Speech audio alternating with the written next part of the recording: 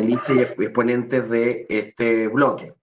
De acuerdo al programa, corresponde las ponencias del bloque A en esta sala, donde vamos a contar con las ponencias de tres profesionales, los señores Cristian Anguita, Víctor Rojas y Patricio Casas, quienes en un plazo no mayor a 15 minutos van a exponer la ponencia respectiva.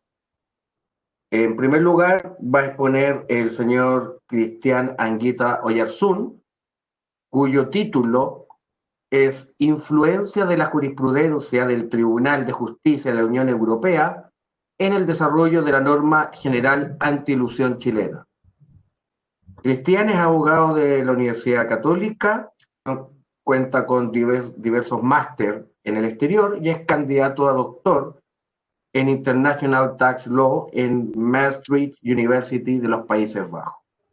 Así que cuenta con sus 15 minutos, Cristian. Adelante con su exposición. Muchas gracias, Juan Pablo. Muy bien. ¿Se me escucha bien?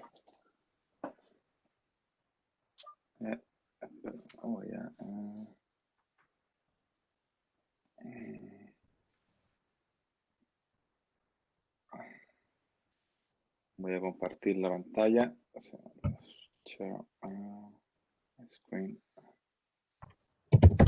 Ahí sí, ¿verdad? ¿Se escucha bien y se ve bien? Perfecto, gracias. Bien. Bueno, muy buenas tardes a todos. Un placer estar el día de hoy acá. Muchas gracias a la Universidad de Chile, al Instituto Chileno de Derecho Tributario por la invitación. Y bueno, el objetivo de esta presentación es analizar cuál ha sido la influencia jurisprudencial, en este caso del Tribunal de Justicia de la Unión Europea, en la cláusula general antielusiva chilena. Ustedes se preguntarán, ¿cómo esto? ¿Cómo llegamos a analizar este tema? ¿Por qué? Porque todos ustedes saben que nuestra cláusula general antielusión tiene antecedentes en países europeos, tiene antecedentes en la legislación española, tiene antecedentes en la legislación alemana. Existe un trasplante jurídico, ya sea bueno, malo, más o menos, no es el objeto de esta presentación, pero esa es la realidad, hay un trasplante jurídico. Además, por otro lado, es muy importante destacar que en los países europeos, la jurisprudencia del Tribunal de Justicia Europea ha ganado importancia en los últimos años, en los últimos 20 años.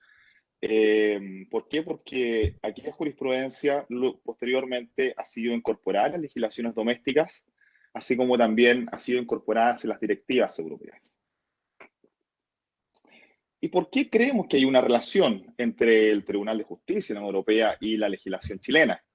En particular porque ambos derivan de la misma cultura jurídica. Somos parte de nuestro sistema jurídico, deriva del derecho continental europeo.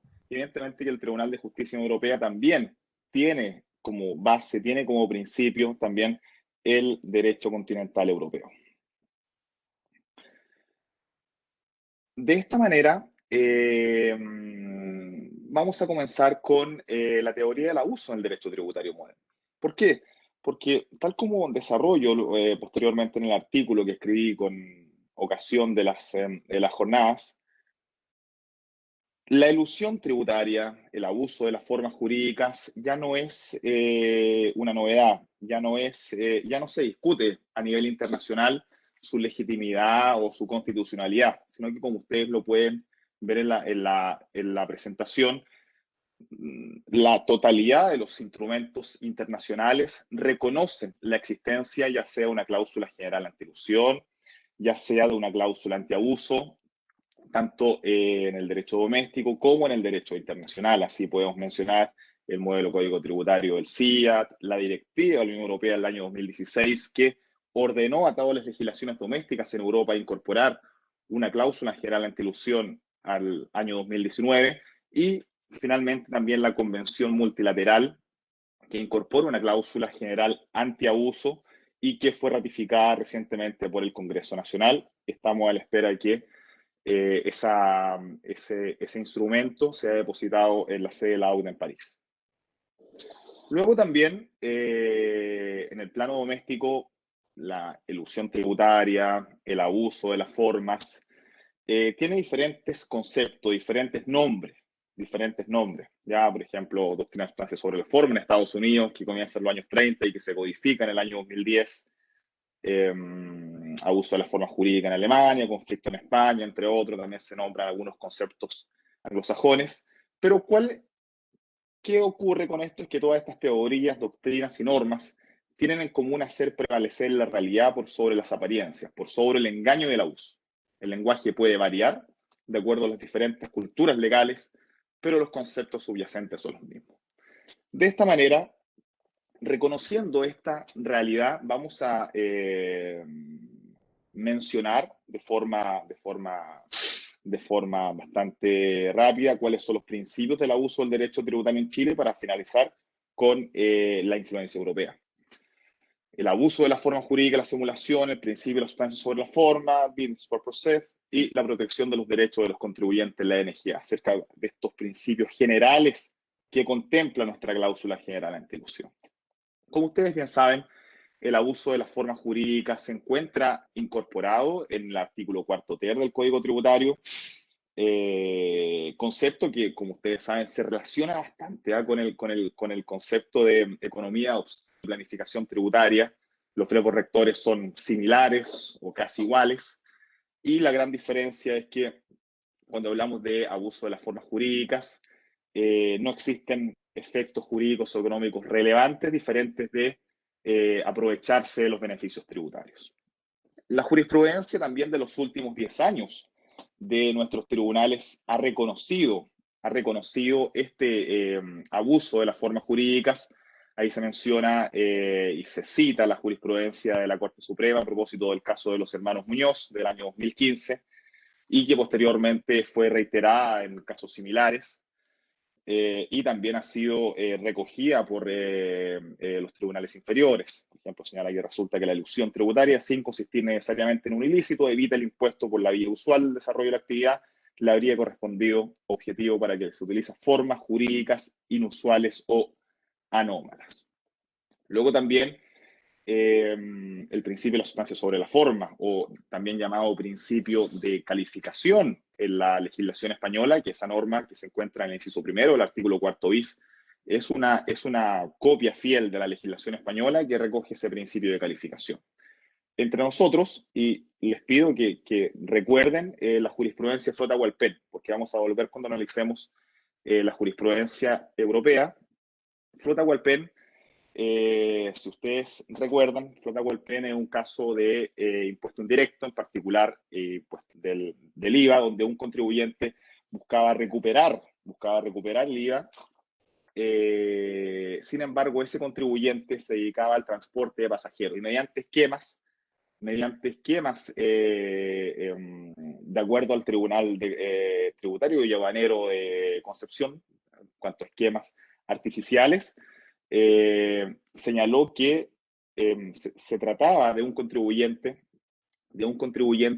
que prestaba, que no solamente prestaba servicios de transporte, sino que arriendo de vehículos. Por lo tanto, de esa manera lo que buscaba era obtener la devolución del IVA. El Servicio de Impuestos Internos rechazó la solicitud de devolución de IVA del contribuyente. La resolución del servicio fue confirmada por el Tribunal Tributario y Aduanero de primera instancia, revocada por la Corte de Apelaciones, pero finalmente fue confirmado por la excelentísima Corte Suprema. Discúlpenme. Luego también, dentro de los principios que inspira, se encuentra el business purpose, ya legítima razón de negocio, principio de la realidad, en el derecho español y europeo, y que se relaciona evidentemente con el principio de la sustancia sobre la forma mediante actos o negocios jurídicos que individualmente considerados su conjunto no produzcan resultados o efectos jurídicos o económicos relevantes para el contribuyente o para un tercero. Este principio en el ámbito tributario fue, no sé si fue introducido, pero fue recogido y ganó notoriedad en nuestro país con la jurisprudencia en Bonor, que primero lo citó el Tribunal Tributario de Aduanero de Arica y que posteriormente fue confirmado por los tribunales superiores. Y luego también tenemos la protección de los derechos de los contribuyentes en la NGA. Es muy importante que nuestra legislación consagra legalmente la economía de opción o planificación tributaria, que en otras latitudes tiene un reconocimiento doctrinario, tiene un reconocimiento jurisprudencial, pero nuestra norma lo recoge específicamente cuando reguló la cláusula general anti-elusión. Como les decía, estos son algunos de los principios generales en materias de fondo dentro del concepto de cláusula general anti-elusión. Como ustedes saben, hay muchas otras características que no son objeto de esta presentación. Muy bien, entonces vamos a luego de este resumen de nuestra cláusula general anti-elusión, veamos cómo se relaciona y qué conceptos recoge nuestra cláusula general anti-elusión del derecho europeo. ¿Y por qué decimos que existe una relación o una inspiración por parte de nuestra legislación y por parte de nuestra jurisprudencia? Bueno, el concepto de abuso en el derecho europeo ya tiene varias décadas como parte de la jurisprudencia del Tribunal de Justicia de la Unión Europea, donde en un principio incorporaba y exigía tanto elementos objetivos como elementos subjetivos para que se pudiera probar el abuso. Por ejemplo, en un caso, el año 99, hace ya más de 20 años, la Corte señalaba que se exige también un elemento subjetivo y consiste en la voluntad de obtener un beneficio resultante de la normativa comunitaria, creando artificialmente las condiciones exigidas para su obtención. Por ejemplo, acá se trataba de una empresa alemana que exportaba productos agrícolas a Suiza y que por esa exportación podía acogerse a una franquicia aduanera de la legislación alemana. Pero ¿qué ocurría? Que luego de exportados sus productos a Suiza, devolvía a Alemania para posteriormente comercializarlos en Alemania. ¿Y cuál era el objetivo? Evidentemente el único objetivo era obtener esa franquicia aduanera, creando artificialmente entonces las condiciones exigidas para su obtención. Sin embargo, entre nosotros, y yo creo que son los casos donde con una mayor notoriedad se puede encontrar y se puede reconocer la influencia de la jurisprudencia de la Corte de Justicia Europea, es en el caso Halifax y Calderwood. En particular, bueno, ambos casos son del año 2006. Ambos casos son del año 2006, se refieren ambos casos al abuso. 3 minutos, Cristian.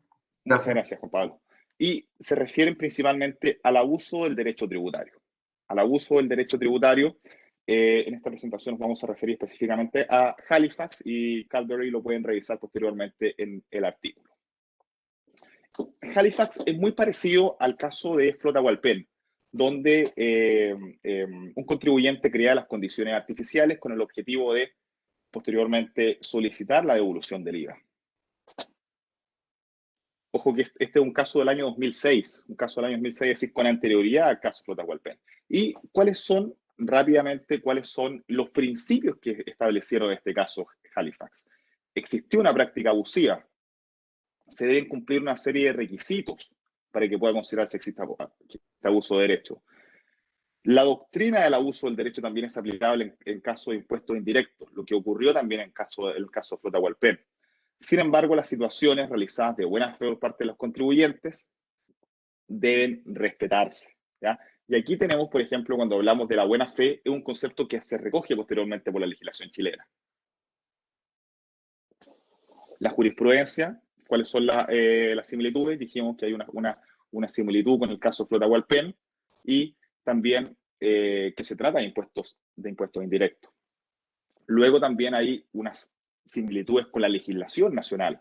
Cuando hablamos que la legislación nacional se reconoce la buena fe por parte del Código Tributario en materia de cláusula general de antielusión, cuando hablamos también que la legislación nacional se reconoce y se protege la planificación tributaria y en la economía de opción como un principio legal, más allá del reconocimiento jurisprudencial y doctrinario. Y finalmente les quiero mencionar los casos daneses, que son los casos que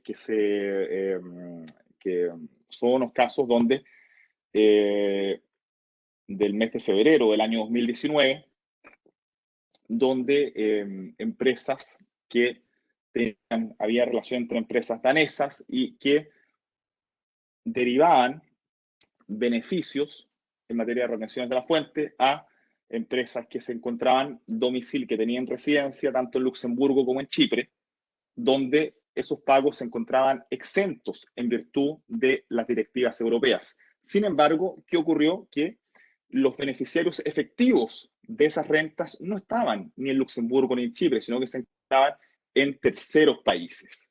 Entonces, estaban fuera de la Unión Europea. Por lo tanto, lo que se preguntó la Corte, ¿qué ocurre? Esta triangulación, si los beneficiarios efectivos no se encuentran de la Unión Europea, ¿estarán cubiertos con este régimen de exención? Y así,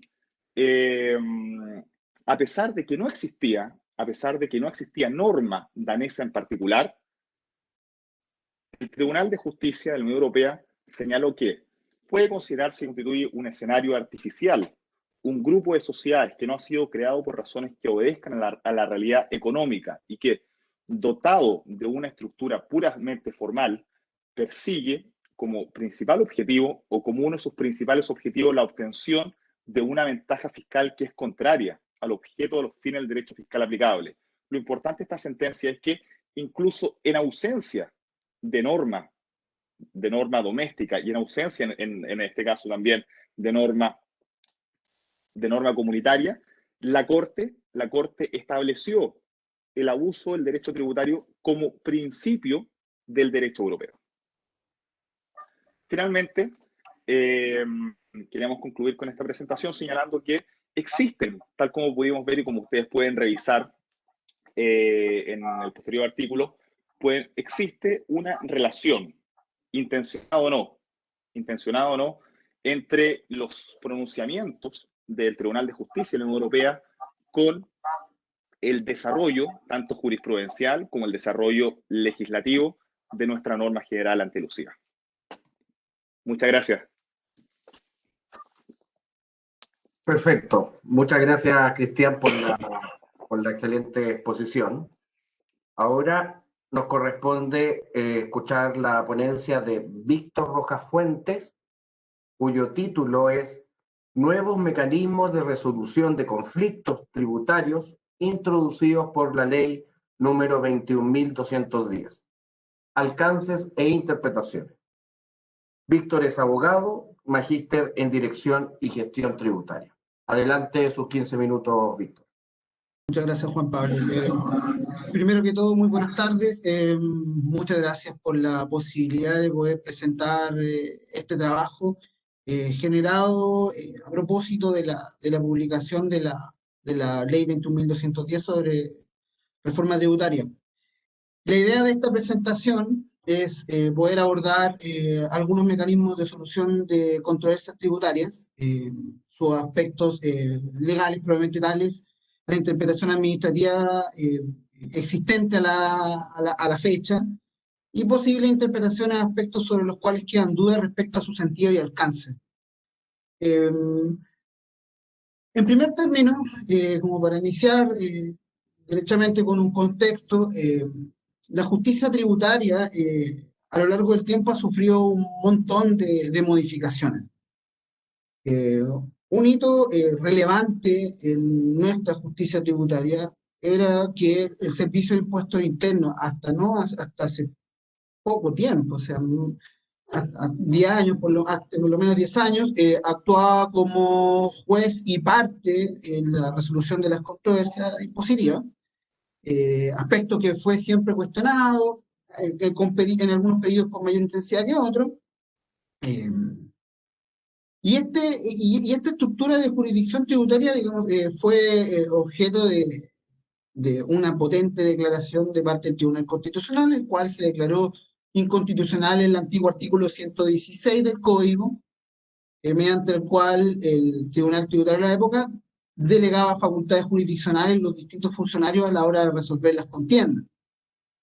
En este sentido, el Ejecutivo de la época presentó una serie de indicaciones respecto a un proyecto que ya estaba dando vuelta el año 2002, indicaciones que fueron bastante sustantivas y relevantes, las cuales decantaron en la publicación de la Ley 20.322 que crea los tribunales tributarios aduaneros como órganos jurisdiccionales independientes, letrados, y ciertamente también crean uno de los principales mecanismos de solución de controversias tributarias, como es la reposición administrativa voluntaria, la cual tiene su origen en la aplicación histórica que se le dio a la revisión de la actuación fiscalizadora.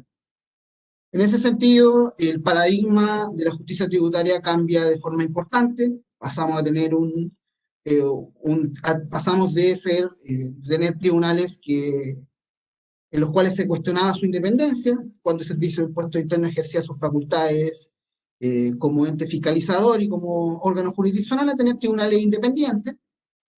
Ahora bien, la implementación de esta justicia tributaria aduanera no estuvo exenta de complicaciones, por lo cual el año 2014 se introduce la primera modificación a lo mismo, que es la Ley 20.752, que en grandes rasgos distribuye la competencia territorial en los tribunales de Santiago, específicamente entre el primer y el segundo tribunal, el tercero y el cuarto, y establece el derecho de opción, que básicamente le entregó a los contribuyentes la posibilidad de cambiar la sede jurisdiccional, en este caso del Servicio de Impuestos Internos, a los tribunales tributarios aduaneros. La idea de esto era poder, digamos, descongestionar y darle un curso, darle mayor celeridad a la resolución de los conflictos. La segunda gran modificación es la Ley 21.039, originada a propósito de la discusión de la reforma tributaria del segundo gobierno de la presidenta Bachelet. Esta ley incorpora una cantidad de modificaciones relevantes, como por ejemplo, se aumenta el plazo para la resolución de la RAP, se establece una nueva distribución y se incorpora el trámite de la conciliación. Importante también acá destacar la adaptación a estos principios de parte del Servicio de Impuestos Internos, que mediante la circular 34 del 2018 estableció una serie de elementos bastante positivos, como el establecimiento de audiencia respecto de la resolución de la reposición administrativa, la posibilidad de corregir de oficio o vicio de errores manifiestos, entre otros. Eso a modo de contexto. La idea de esta presentación es analizar cuatro mecanismos de solución alternativos de controversia, entre los cuales encontramos el avenimiento del artículo 132 ter y el avenimiento transitorio del artículo 33 transitorio de la Ley de Reforma Tributaria. A modo general, el avenimiento en cuanto a equivalente jurisdiccional es un acuerdo que logran las partes dentro de un proceso mediante el cual le ponen término a un determinado conflicto, expresándolo al tribunal que está conociendo de la causa. Acá es bien relevante hacer una diferenciación entre el avenimiento y la transacción, en el sentido en que el avenimiento requiere un rol más activo de parte del juzgador. En este sentido, el rol del juez es bastante mayor a lo que es la transacción, y esto genera ciertos aspectos que fueron sujetos a discusión en la tramitación de la reforma y que vamos a ver que inciden un poco en la implementación de estos nuevos mecanismos. Pasamos al primer mecanismo, que es el avenimiento del artículo 132 del Código Tributario, el cual establece una serie de elementos, establece la posibilidad de plantearlo por una única vez, permite la posibilidad de no desistirse del reclamo, cuestión que es bastante importante, pues previa a esta reforma, si uno quería llegar a un acuerdo con el Servicio de Impuestos Internos, tenía ciertos aspectos ya relativamente conversados, había que desistirse del reclamo, lo cual daba cierta incerteza a los contribuyentes. Entonces, esta norma incorpora este aspecto que es bastante relevante y entrega bastante certeza. Procedamos a analizar los elementos de este avenimiento general del 132 ter. En primer término, el contribuyente tiene que acudir ante el director nacional. Esto es bien relevante, pues dentro de las importantes reformas que introdujo la ley al ordenamiento jurídico tributario, encontramos la de darle una mayor operatividad a la Dirección Nacional, que pasa a ser de una entidad interpretadora a una entidad más resolutiva. Entonces, acá el contribuyente tiene que acudir ante el director nacional.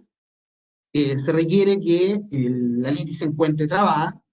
Para esto nos remitimos a las normas generales, básicamente que el reclamo esté interpuesto y se haya notificado al Servicio de Impuestos Internos mediante la notificación vía correo electrónico, según establece el 131 del Código Tributario. Que exista una gestión pendiente. Esta expresión propia es más bien propia de la justicia constitucional, específicamente de la acción de inaplicabilidad.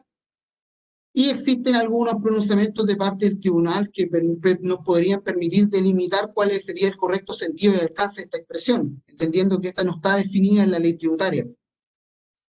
Adicionalmente, otro aspecto bien interesante de este avenimiento es la existencia de limitaciones. Las que son, y las limitaciones que tienen son las que tiene la que tiene la conciliación. Le da también una coherencia normativa a estos institutos que permiten la solución de controversias.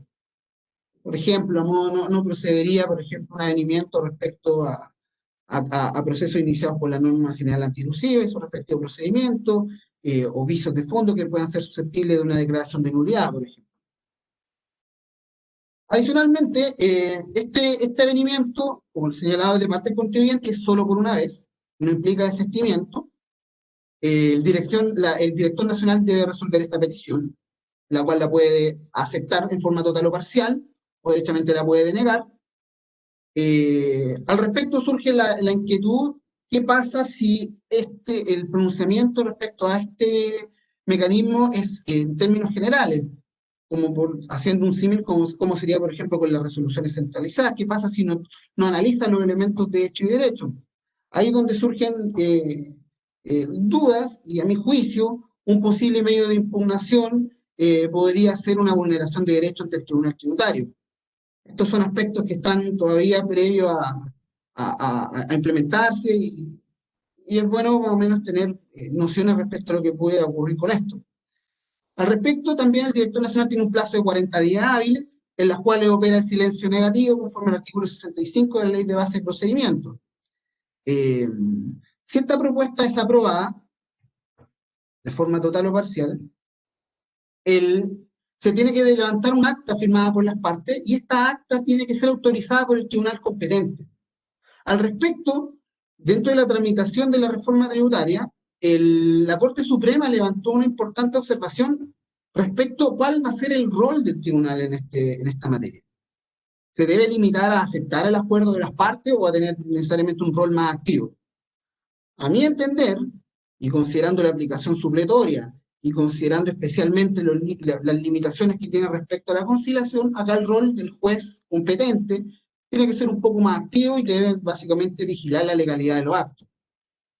Ahora bien, dado que el juez tiene un rol más activo, es posible que el juez se negara, por ejemplo, a este avenimiento. Y aquí surge la duda, ¿qué medios de impugnación podrían surgir?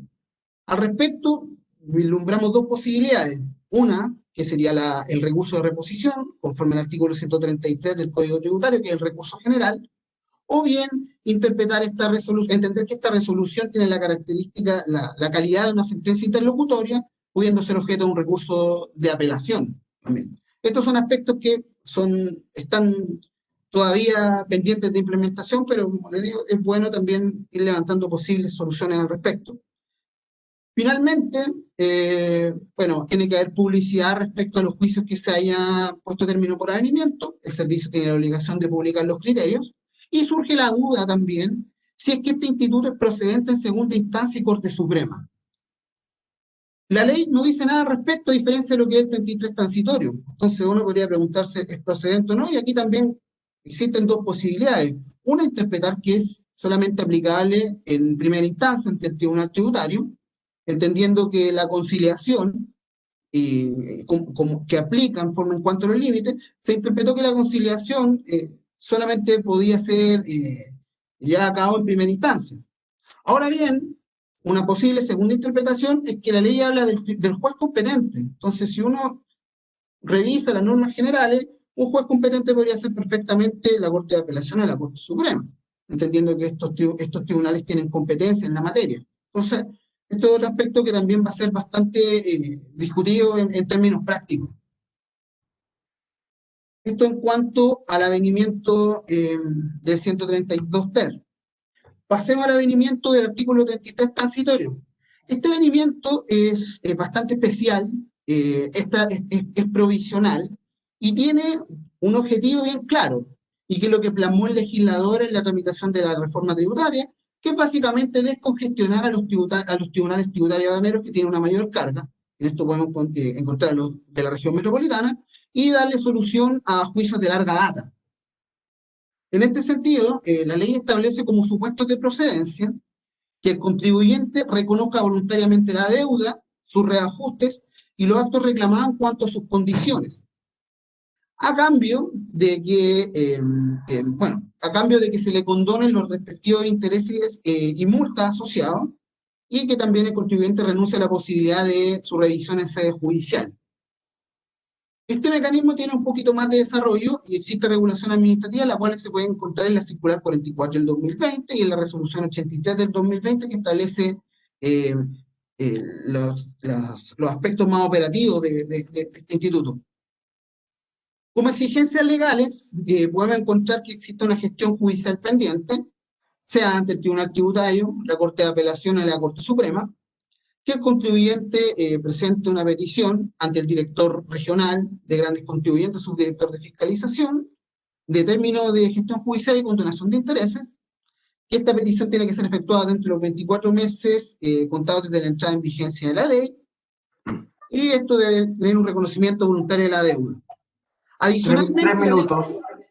La ley establece la posibilidad de entregar una caución, cuestión que hoy día ha tenido importantes aspectos prácticos, porque la caución se tiene que dar a nombre de la tesorería. ¿Qué limitaciones tiene? En los casos que el servicio haya ejercido la acción penal. Excepcionalmente, en caso de sobreseimiento, suspensión condicional, decisión de no perseverar, el contribuyente podría acceder a este beneficio. Tampoco puede accederse a este beneficio en aquellos reclamos por liquidaciones que se relacionan a hechos conocidos a propósito de la norma general antielusiva. Y en caso que se haya denegado la petición, se puede volver a solicitar si es que el contribuyente ha sido sobreseído, suelto o guarda con un acuerdo reparatorio. ¿Qué efectos tiene el avenimiento en caso de no acogerse a la solicitud? Hay un plazo de resolución de 6 meses. Esto tiene que ser por resolución fundada. También surge qué posibles recursos podrían proceder al respecto. En ese sentido podría proceder la reposición administrativa de la ley de base, también podría proceder el jerárquico en subsidio, o una vulneración de derechos también. Otro aspecto aquí bien discutible es qué ocurre con la acción penal en caso de aprobarse el avenimiento. Es decir, hay un avenimiento y el servicio y la acción penal todavía se encuentra vigente. Si es que esta acción se entendería precluida. A nuestro juicio no se entendería precluida por los fines especiales de la acción penal en materia tributaria. Pasemos al recurso de resguardo. Este recurso de resguardo es un nuevo medio de impugnación que incorpora la ley para efectos de proteger los derechos del contribuyente. Específicamente, ¿qué elementos podemos encontrar en él? Primero, que el sujeto activo es el contribuyente. Para esto nos referimos al artículo 8, número 5 del Código Tributario. El sujeto pasivo de este recurso puede ser el director regional o bien el director nacional, en la medida que sean actos imputables al director regional. Su plazo de resolución son 10 días contados desde la ocurrencia de la omisión. Este plazo es de naturaleza administrativa, conforme al artículo 10 del Código. Su tramitación, básicamente el contribuyente debe aportar los antecedentes, la prueba se aprecia de forma fundada, Acá se aprecia conforme a las disposiciones del artículo 35 de la ley de base, es decir, en conciencia. Aquí es un punto bien interesante que la ley previamente hablaba de que se apreciaba con la sana crítica, pero esto se modificó. La resolución debe ser dentro del 5.º día. ¿Qué medios de impugnación proceden al respecto? Esta resolución se puede impugnar mediante la vulneración de derechos del artículo 155 y siguiente del Código.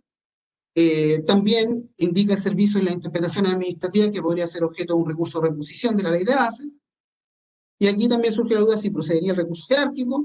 Y otro aspecto que aquí se extrañó fue que la interposición de la reposición administrativa suspendiera el plazo para recurrir ante los tribunales, porque hoy día, en términos prácticos, como ese plazo no se suspende, el contribuyente va a verse en la situación de reclamar ante el tribunal tributario o presentar la reposición sin tener mayor certeza de lo que pueda ocurrir al respecto.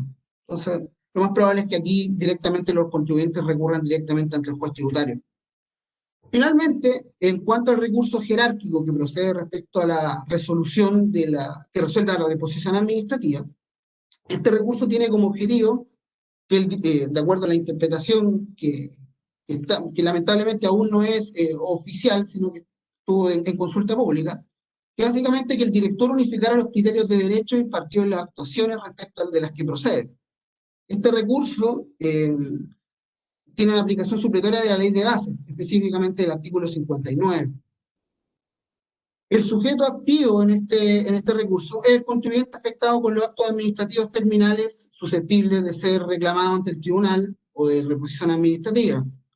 El sujeto pasivo acá es el director nacional del servicio, y aquí volvemos a encontrar que hay un intento de operatividad de parte de la ley respecto al director nacional. Y esto también es cuestionable respecto también a lo que ocurre con las regiones. En cuanto al plazo, el plazo de interposición es el 5.º día contado desde la notificación que resuelve la reposición administrativa. En cuanto a la causal de procedencia, aquí este tema, a mi juicio, es bien relevante, porque la causal de procedencia se asemeja mucho a lo que es el recurso de casación en el fondo. Y bueno, hoy día quedan dudas, básicamente, qué es lo que se va a entender por un viso error de derecho o básicamente una manifiesta falta de fundamento que lo va a ver un poco más adelante. Esta cuestión es bien relevante porque el Servicio de Impuestos Internos tiene potestades bastante diferentes a las que tiene la Corte Suprema, que conoce el recurso de casación en el fondo. Entonces, a mi entender, no sé si esta es la expresión más idónea para estos efectos. La interposición de este recurso, en términos generales, suspende el plazo para la acción de reclamación. Excepcionalmente, no lo suspende en caso que el recurso sea declarado inadmisible por manifiesta falta de fundamento. ¿Qué vamos a entender por esto? Hoy día no existe mayor claridad. Que el contribuyente interprete la norma de forma diversa a lo que lo interprete el Servicio de Impuestos Internos será una manifiesta falta de fundamento. Eso aún está por verse y pareciera ser que esto es un aspecto que puede ser bastante problemático al momento en que se implemente en forma práctica. En su tramitación, vía informática o vía material, el servicio tiene que analizar todas las alegaciones y debe resolverse dentro de un plazo de 30 días. A modo de conclusión, podemos señalar que estos nuevos mecanismos son medidas relativamente eficientes y eficaces y que introducen la posibilidad de solucionar alternativamente los conflictos de naturaleza tributaria, pero que quedan algunos aspectos dando vuelta. Por ejemplo, en el avenimiento, la posibilidad de prorrogar el plazo que tiene el servicio para dar respuesta, entendiendo que la idea era solucionar los conflictos de forma anticipada. Medios de impugnación respecto a una resolución denegatoria, lo que ocurre con la acción penal en materia tributaria, el rol del juez frente a este equivalente, la etapa procesal de procedencia, respecto al resguardo, la suspensión del plazo para accionar ante el tribunal en caso de reposición administrativa, y respecto al recurso jerárquico, que vamos a entender por viso error de derecho o manifiesta falta de fundamento. Y esto vinculado con las facultades que tiene la Corte Suprema respecto a las que tiene el Servicio de Impuestos Internos, las que son bastante diferentes, entendiendo los roles y las calidades de cada una de las instituciones. Bueno, dada el tiempo, esa ha sido mi presentación. Muchas gracias por la posibilidad de lo poder presentar y eso, agradezco la posibilidad. Muchas gracias, Víctor, por la excelente exposición. El tercer exponente es Patricio Casas Farías, cuyo título de la exposición es Recurso de resguardo como mecanismo de control a favor de los contribuyentes en los procesos de fiscalización tributaria. Patricio es abogado de la Universidad de Chile y magíster en tributación de la Facultad de Economía, Negocio de la Universidad de Chile. Tengo que señalar lamentablemente que por problemas técnicos Patricio no ha podido conectarse, ha trabajado el problema con los técnicos de la Facultad de Economía y Negocios, pero ha sido imposible su conexión, así que damos las excusas respectivas y los dejamos invitados entonces para las 3 de la tarde seguir con el programa de estas jornadas. Muchas gracias.